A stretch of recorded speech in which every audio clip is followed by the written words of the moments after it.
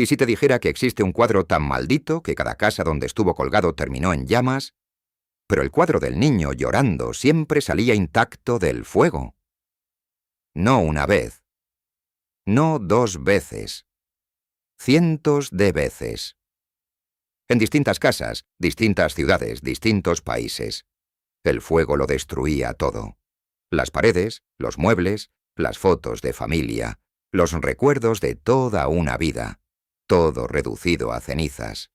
Y el cuadro ahí, en medio de los escombros, sin una sola quemadura. Este es el cuadro. Un niño con los ojos llenos de lágrimas. Una mirada que no puedes sostener más de unos segundos sin sentir algo raro en el pecho. Una pintura que en los años 80 estaba colgada en millones de casas de toda Europa. Y que convirtió a esas casas en ruinas. En 1985, el Reino Unido entró en pánico colectivo por culpa de este cuadro. Los periódicos publicaban casos nuevos cada semana. Los bomberos se negaban a entrar a casas donde estuviera colgado.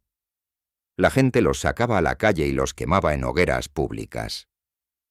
Gente normal, de barrios normales, aterrorizada por una reproducción barata que habían comprado en una tienda de souvenirs. ¿Qué tenía este cuadro que provocaba todo eso? Lo que estás a punto de escuchar es 100% real.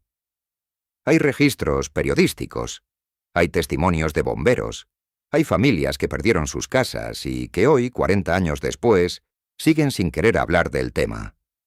Y hay una historia detrás del niño de ese cuadro que es todavía más oscura que la maldición misma. Para entender todo esto, necesitas retroceder hasta los años 50. Italia, posguerra. Un pintor español llamado Bruno Amadio, que trabajaba bajo el seudónimo Giovanni Bragolin, estaba construyendo una carrera pintando retratos por encargo para turistas y coleccionistas de poca monta. No era famoso, no era rico, era un artista de los que llenan los mercadillos de arte con obras bonitas y olvidables. Hasta que pintó a ese niño.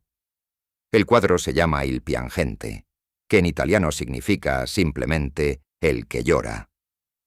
Y la pregunta que nadie ha podido responder con certeza durante 70 años es esta: ¿quién es ese niño? Hay varias versiones. La oficial dice que fue un modelo cualquiera, un niño anónimo que Bragolin pintó como ejercicio. Pero hay otra versión. Una que circuló durante décadas en Italia y España antes de que nadie hablara de maldiciones ni de incendios. La leyenda dice que el niño del cuadro era un huérfano de la guerra. Un niño sin nombre, sin familia, sin hogar. Bragolin lo encontró en las calles de Madrid o de Roma, dependiendo de quién cuente la historia, y lo llevó a su estudio para usarlo como modelo. Lo que Bragolin no sabía, o no quiso saber, es que ese niño era conocido en el barrio por una razón muy específica. Todo lo que tocaba terminaba en llamas. Los vecinos lo llamaban Diablo. Decían que había incendiado la casa de su familia cuando era un bebé, aunque nadie sabía si eso era cierto o solo el tipo de crueldad que la gente adulta inventa para explicar la mala suerte de un niño que no tiene a nadie. Bragolin terminó el cuadro. Y poco después, su propio estudio ardió hasta los cimientos. El artista murió en 1981 sin haber dado jamás una explicación sobre el origen del niño. Sin haber aclarado si la leyenda era real o inventada. Se llevó el secreto consigo. Ahora salta a los años 70. Las reproducciones baratas del cuadro de Bragolin se habían multiplicado por toda Europa. Podías comprarlas en mercados, en tiendas de decoración, en grandes almacenes. Costaban lo mismo que una pizza y las vendían por millones.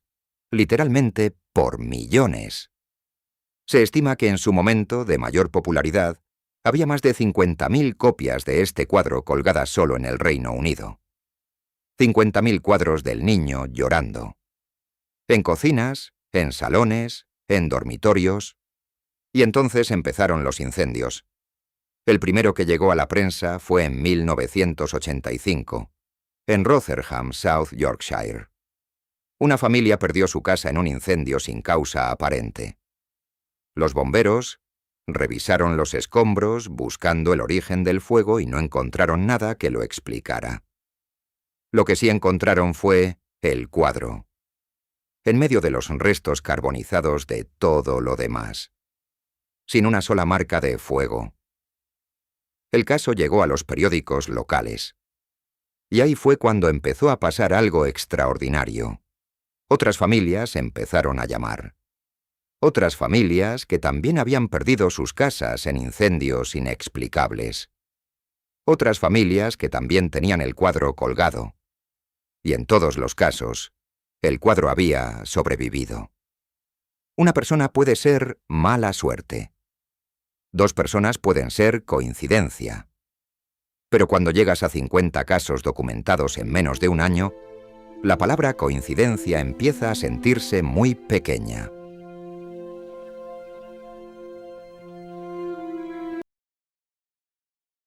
Los testimonios que se publicaron en esa época son escalofriantes. Una mujer de Leeds dijo que la noche antes del incendio, su hija de 6 años le dijo que el niño del cuadro estaba llorando más fuerte que de costumbre, que podía escucharlo. Un hombre de Birmingham contó que llevaba semanas sintiendo que el cuadro lo miraba desde el pasillo, que había intentado quitarlo de la pared 3 veces y que las 3 veces había encontrado una excusa para dejarlo donde estaba, como si no pudiera deshacerse de él. Y luego estaban los bomberos.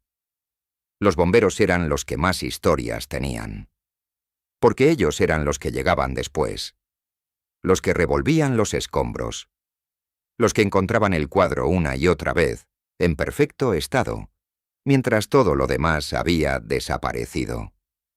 Algunos decían que cuando encontraban el cuadro entre las ruinas, la expresión del niño parecía diferente, más triste, como si hubiera sufrido algo que no podías ver en la pintura, pero que podías sentir si te quedabas mirándolo demasiado tiempo. Muchos de esos bomberos se negaban a tocarlo con las manos. El 4 de septiembre de 1985, el tabloide británico The Sun publicó una historia que lo cambió todo. La portada era simple y directa, como saben hacerlo los tabloides cuando quieren que todo el país entre en pánico antes del desayuno. El titular decía: «El cuadro maldito del niño llorando». Y abajo, en letras más pequeñas: «Es este el objeto más peligroso de Gran Bretaña». Lo que pasó después fue uno de los fenómenos de histeria colectiva más documentados del siglo XX en Europa. Al día siguiente de la publicación, el periódico recibió más de 2000 cartas de lectores contando sus propias experiencias con el cuadro. 2000 cartas en un solo día. Gente que decía que había tenido el cuadro y había sufrido incendios, enfermedades, muertes en la familia, divorcios, quiebras. Toda la mala suerte del mundo concentrada en ese niño de ojos llorosos. Y entonces la gente empezó a quemarlos. ¿En serio? Familias enteras sacando el cuadro a la calle y prendiéndole fuego en la acera. Vecinos reuniéndose para hacer hogueras colectivas con sus copias.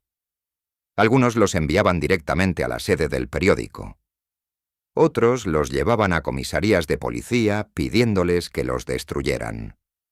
La policía, por supuesto, no sabía qué hacer con cientos de cuadros de un niño llorando apilados en sus oficinas.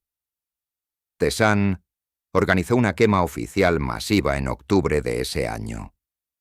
Recogieron miles de cuadros enviados por lectores aterrorizados y los incineraron en público. ¿Y sabes qué pasó cuando intentaron quemarlos? Algunos no ardieron bien. Tardaban más de lo normal en quemarse. Aguantaban el fuego de una manera que los presentes describieron como antinatural, como si resistieran. Un periodista que cubrió la quema escribió que cuando el último cuadro finalmente se consumió, todos los presentes sintieron algo que no podían explicar. un alivio. Como si algo que había estado presionando el ambiente durante horas de repente desapareciera. ¿Qué dice la ciencia de todo esto? Bueno, aquí viene la parte que te va a aliviar o decepcionar, dependiendo de lo que quieras creer. En los años siguientes, varios investigadores analizaron las reproducciones del cuadro. Y encontraron algo interesante.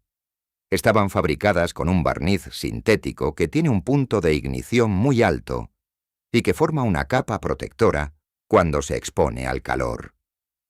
En teoría, bajo ciertas condiciones de incendio, una reproducción barata de este cuadro podría sobrevivir al fuego mejor que el resto de objetos de una casa.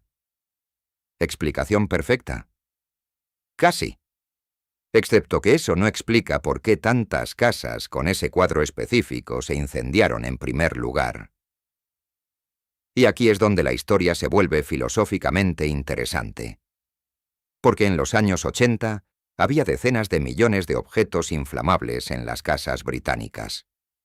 Alfombras sintéticas, televisores viejos, calefacciones defectuosas. Las casas se incendiaban todo el tiempo por razones perfectamente mundanas. Pero nadie culpaba al sofá. Nadie culpaba al televisor. Culpaban al cuadro del niño que lloraba porque el cuadro del niño que lloraba les daba miedo. Y cuando tienes miedo de algo, encuentras la evidencia que necesitas para justificar ese miedo. El cerebro humano es extraordinariamente bueno en eso. Pero entonces vuelvo a preguntarte lo mismo que me pregunto yo cada vez que investigo estas historias. ¿Y si el miedo en sí mismo es parte de la maldición? ¿Y si Bragolin, consciente o inconscientemente, pintó algo que activa en el cerebro humano una respuesta que no podemos controlar? El arte tiene ese poder. Lo hemos visto antes. Imágenes que generan ansiedad sin razón aparente. Sonidos que producen terror sin origen lógico. Quizás hay combinaciones visuales que el cerebro interpreta como amenaza de forma instintiva. Quizás el niño, llorando de Bragolin, es una de ellas. O quizás hay un huérfano de la posguerra que sigue llorando desde adentro de ese lienzo, y que no tiene ninguna intención de parar. Si este video te voló la cabeza, dale like ahora mismo. Suscríbete porque cada semana traigo las historias más oscuras y fascinantes que la historia tiene escondidas. Y dime en los comentarios, ¿te atreverías a colgar este cuadro en tu casa? ¿O eres de los que lo mandaría directo a la hoguera? Nos vemos en el próximo video. Y esta noche, si escuchas llorar a alguien y no hay nadie en casa, no mires las paredes.